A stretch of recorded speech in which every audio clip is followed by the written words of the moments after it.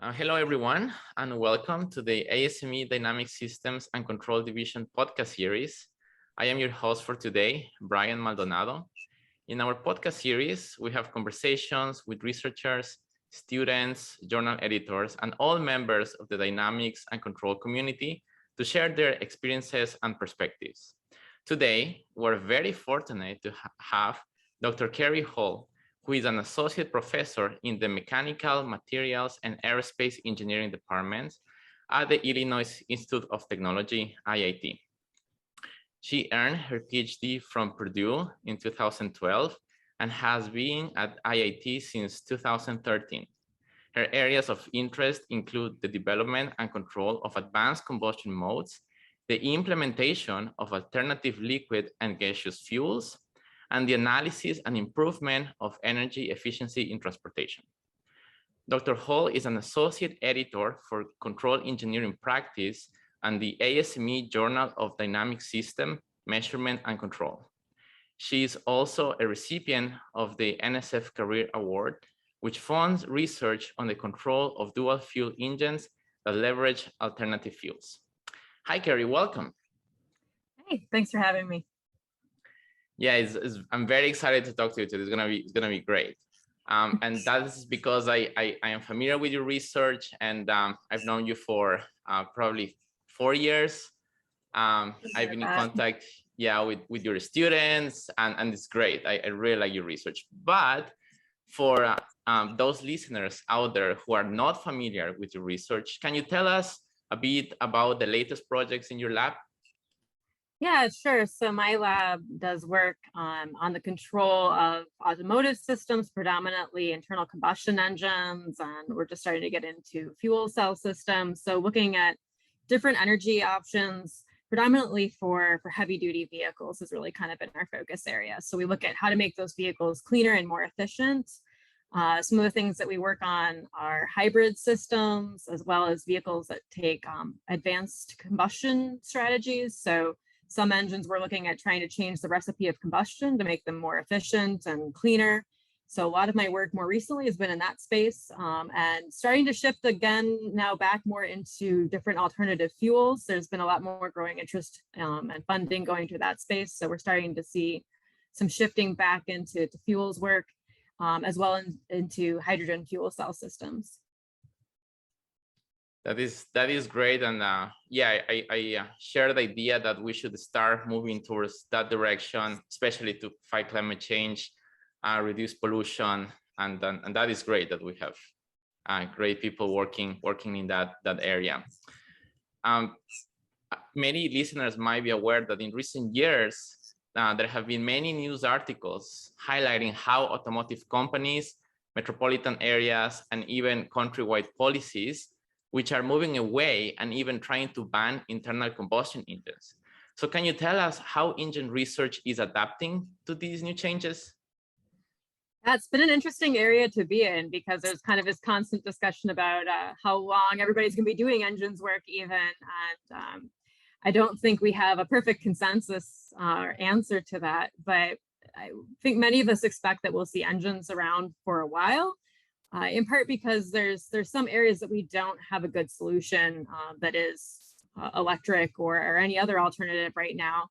So particularly for heavy duty vehicles, like long haul trucks, and for aerospace applications, we don't have an option to really go fully electric, so we're always looking at something that's either engine driven or maybe hybridized at this point, but still has an engine as part of the system. So kind of expect to see it there, but see it shifting. And I think we're already starting to see that now is that interest is going into different spaces. So passenger vehicles, we're expecting to see a lot more electric options, but things are kind of a little slower moving in the heavy duty vehicles. And so I think it's a case that's kind of constantly evolving, and none of us know exactly what the answers are. I guess part of it is I view it as a scientist or engineer. My job isn't so much to advocate for a particular solution, but to really try and objectively look at what certain technologies are capable of, and then see if we can identify where they're going to work best for us.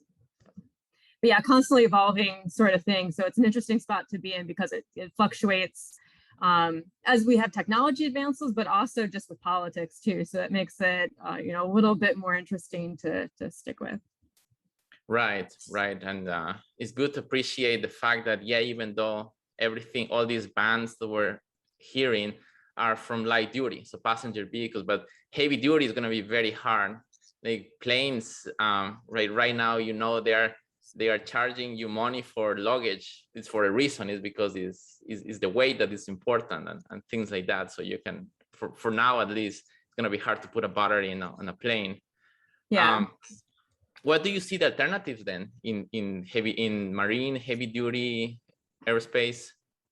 Yeah, so certainly there's been a lot of interest in trying to look at different fuels. So we've been working a lot in that space on looking at better ways to burn things. And we've been looking a lot at burning still conventional gasoline, diesel, jet fuels.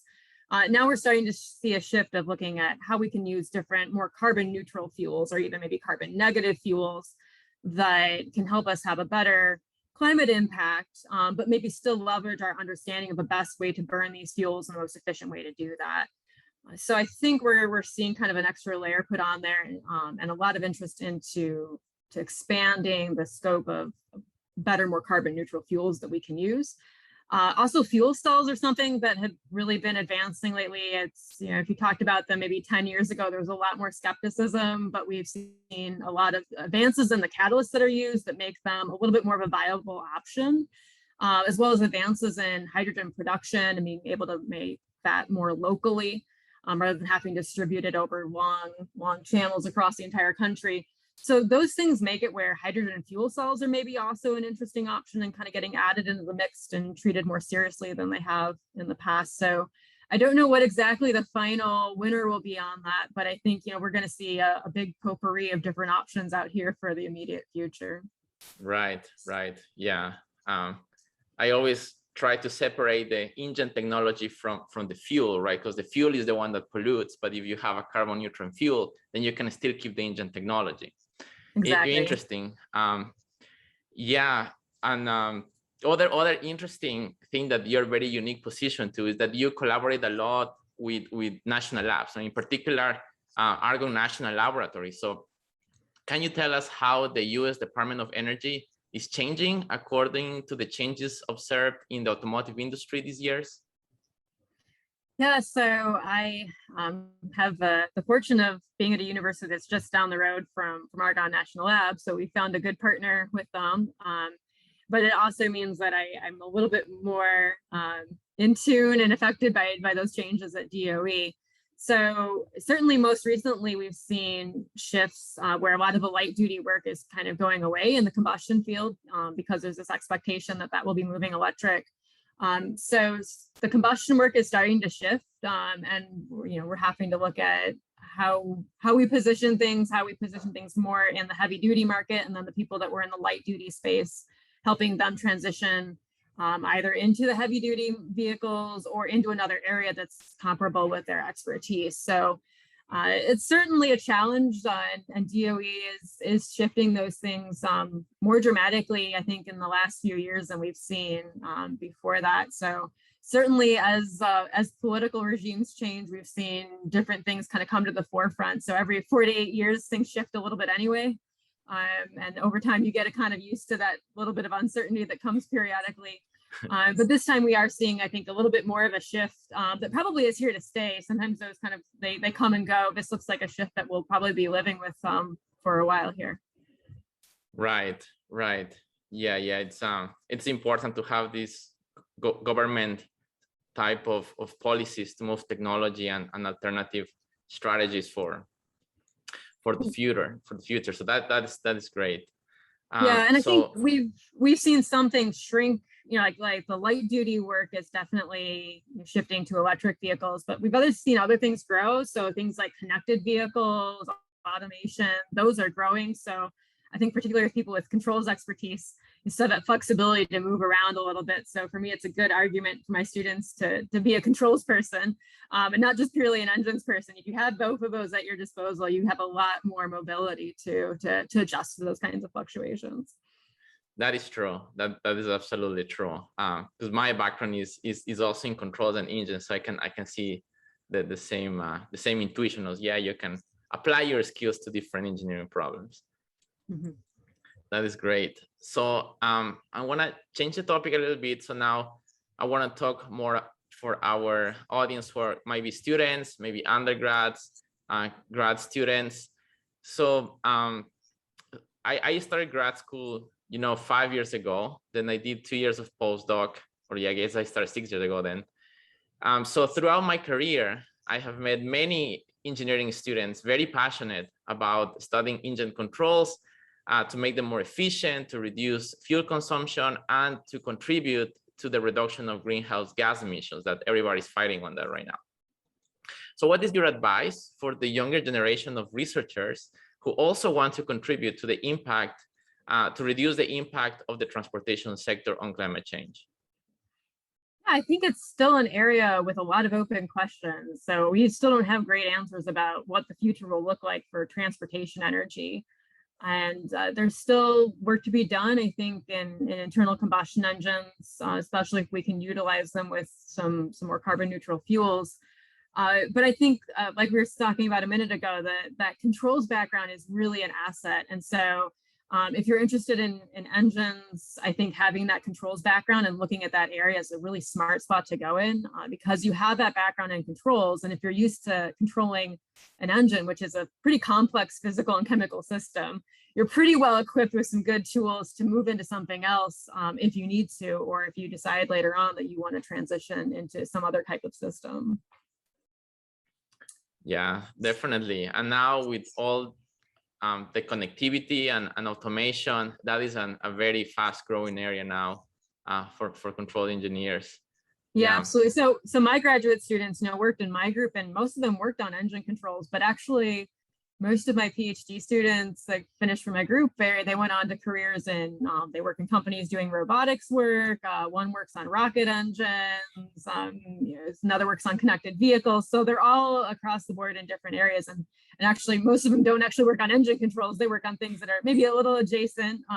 Argue rocket controls has some of the same sorts of challenges as engines. But they're in other fields like robotics and connected vehicles too, that just leverage that controls expertise for them.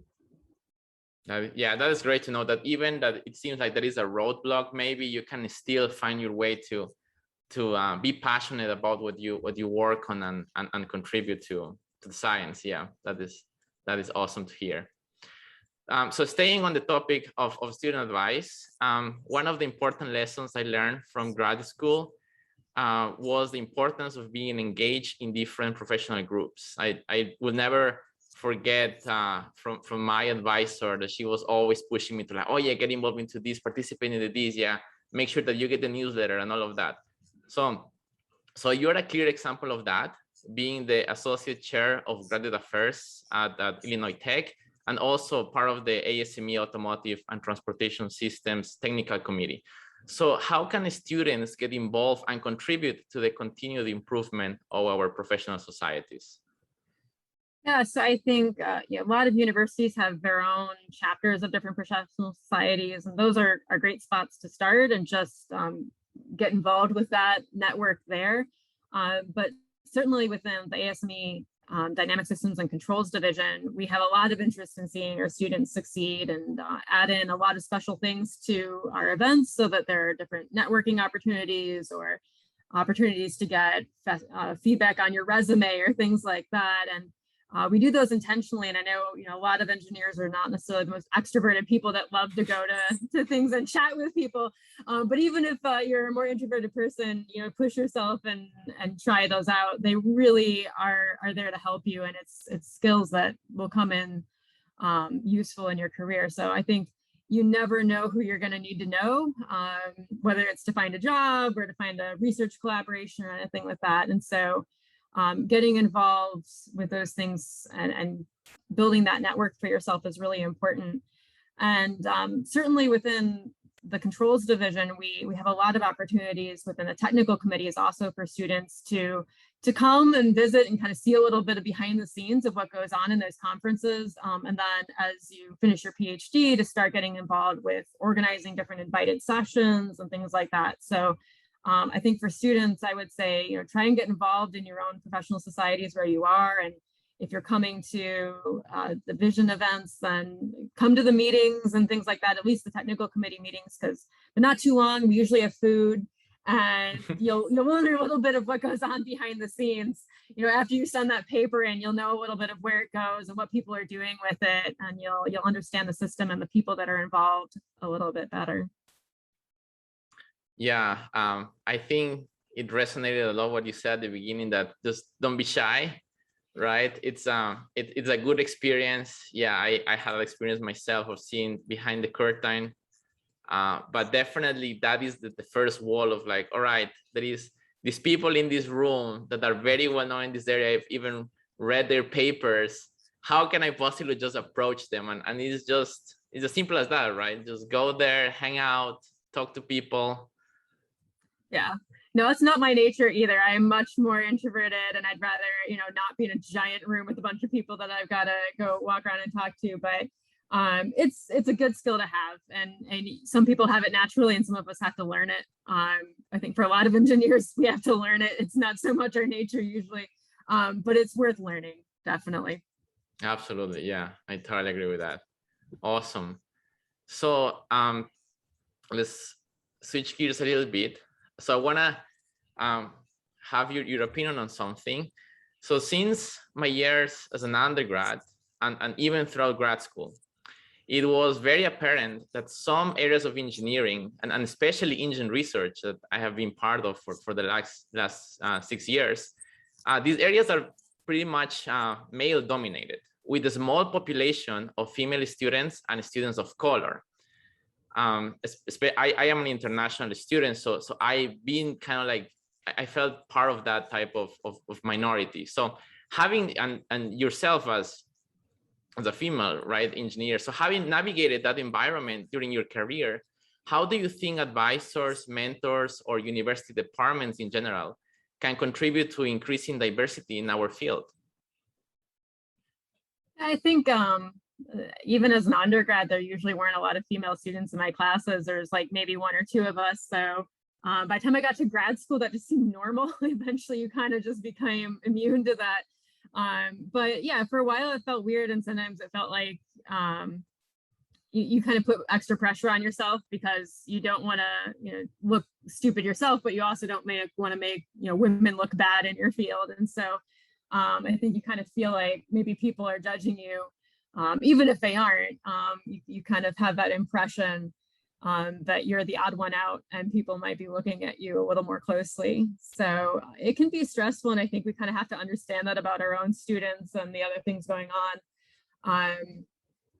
I think at IAT, we've really been trying to have a lot of open conversations about stuff like that. And so I think some of those things just, we're sometimes unaware of what other people are having go on in their life, and what they've encountered in their own experiences. And so we've had just kind of open forums for people to chat about what they've seen, what they've liked, what's been hard for them, and just so we can kind of all become a little bit more aware of what's going on. And it's interesting how much that kind of pervades different things, and even from things of just kind of how we sell our own programs. So I'm in mechanical engineering, which is particularly underrepresented for female students, worse than some of the other engineering disciplines. And so we've been looking at, how do we describe our engineering program? What do we talk about when we talk about mechanical engineering? Because we can talk about a program in robotics, and we can describe all the cool things you're going to get to go play with, and we can have people doing pictures of people doing things with cool looking robots, and that will resonate with a certain group of people. But we can also have a similar sort of ad, and we can talk about how robots can help improve human life, and we can show those in action, helping somebody with a certain handicap, and that's going to resonate with somebody else. And so the more we have conversations and understand where people come from and what attracted them into what they're doing, the better we can kind of think about how we even talk about a program. And so kind of helping underrepresentation is partly just how we package it and how we sell it. And I think also our expectations of the people coming in. So I recently took on the role of Associate Chair of Graduate Affairs in my own department. And so dealing a lot more with the graduate students, we're kind of, stepping back and thinking about like, how do we actually select graduate students? And usually we can kind of just look at people and say, okay, we'll look at, good GPA, good GRE score. Are they in a research area that's kind of, they have some background for somebody that will be useful. And, those people might be fine, but they might not necessarily in the long run be the best. And there may be other people who have the right intellectual curiosity, but didn't have exactly the same opportunities. And we're not going to see those if we just use kind of a certain filter. And so it's kind of setting a little bit broader net, and rather than just kind of making a judgment call based on a few scores, actually having a conversation. So that's one of the things that I've been trying to do more as I select PhD students, is rather than kind of just go off the page and then whittle it down to just a couple people, have a few more of them, but I actually kind of sit down with and just chat about who they are and what they want, and try to get a little better, broader picture of them before I figure out who's going to be kind of a best fit. So I think we kind of have to open our mind a little bit more and have a bit more of a conversation on things rather than necessarily have just strict judgment calls. So I think we've come a long ways in some aspects. So I remember my first ACC that I went to, which was probably like 2009. We had like a women in controls lunch, and I think it was like maybe 20, 25 women. We fit in like a back room of a restaurant, and it was nice. It was really interesting to hear about the, people that were more senior than me, what their experiences had been like, what they'd found as obstacles. But then I went to the most recent one was, I think 2018 or 19 that I was able to go to back when we were in person. And we had another one of these women in control lunches, and there were 100 people, and they're having to keep bringing more chairs in the door. So it's getting better, but I think we still have to kind of ask some questions and take a hard look at what we're doing and be intentional in the way that we handle certain situations.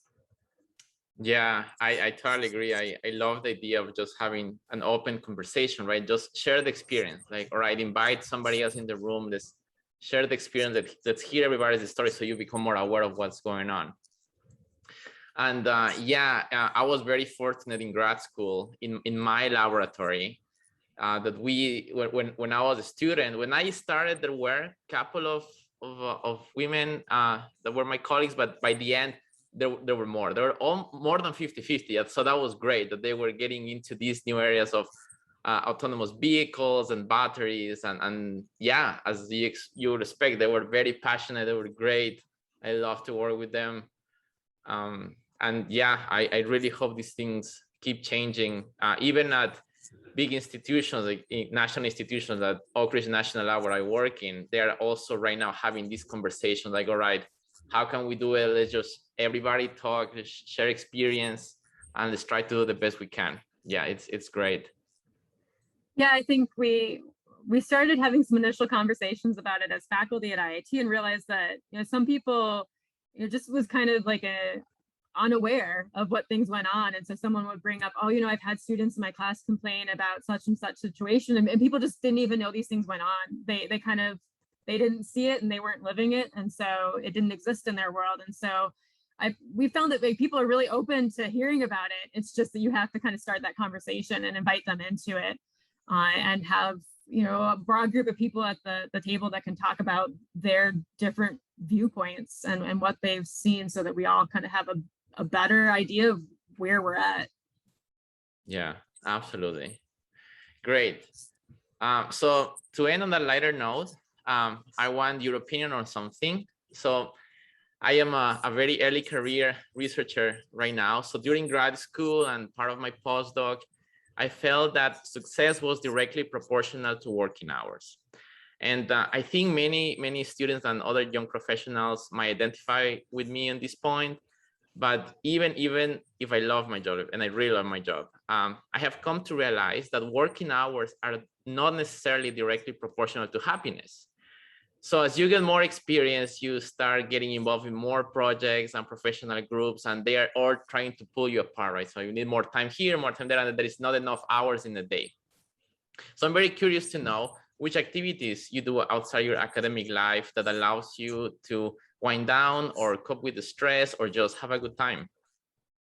Yes, it's a good point. I think there's certainly in those first few years of your job that stress to like prove yourself and illustrate that you can handle it all or take all these things on. And I am not good at like turning it off. So I find that for me, I have to kind of like just like really disconnect myself. So it's I have hobbies in which you can't reach me, and that's what I found best. So like pre-COVID, I would go swim because like under the water you can't reach me, and I can just Right. it's quiet. I can be alone with my thoughts and clear my head. So that was a great time. During COVID, it was like leaving my phone at home and going on a big long walk around the neighborhood. I have a kind of musical artistic side, and so I like to do things in that space. But again, I think my hobby is always lend to these things where my hands are busy, and so I can't be answering the phone or be reached. So I have a group from the Old Town School of Folk Music here in Chicago that I hang out with, and we play guitar and sing. So my hands are on a guitar, or more recently, I was taking pottery classes. So again, my hands are busy with something else, and it's just those things that I can do, but carve out a bit of my time, but where like you just can't reach me. I find I really needed it. If I kind of tried to just carve out time and on my own and say, okay, like I'm not gonna answer anything after 8 o'clock. It just didn't work because sometimes, it needed to happen, or it's a situation that needed my attention. And it really couldn't wait. But I could set those times during the week, and be unreachable and kind of have that set in Mm-hmm. stone, and that helped me. For me, that was what worked better. It was just to kind of have activities where I knew at that point in time, like I'm gone at this point, and other people knew like, okay, at these times she's not accessible, and it's not really negotiable. So Yeah, that's great. I tend to do the same. I feel like now email is like my dopamine rush. It's like, oh yeah, another email. What is it? Oh yeah, I have to read. I have to reply. And now in Tennessee, I tend to go a lot to the Smoky Mountains, and then there is no phone reception, so nothing reaches me. Like I'm just trying to have a good time and wind down. Yeah, yeah. yeah, it's the good and bad of the fact that we live in a really connected society. So I think at one point in time you would go home and like, yeah, no one would really reach you, and now you can be reached at all hours of the day. And so yeah, I find those activities where I can't be reached and I can just really turn off. That's the best way for me. Awesome. Great. Well, thanks for your time. Thanks for talking to me. It's been great. I hope to hear and see your work soon in other conferences and other events. And yeah, thanks for sharing your thoughts and your experience with us. No problem. Thanks for having me. Awesome. All right. Take care, Carrie. Bye. Bye.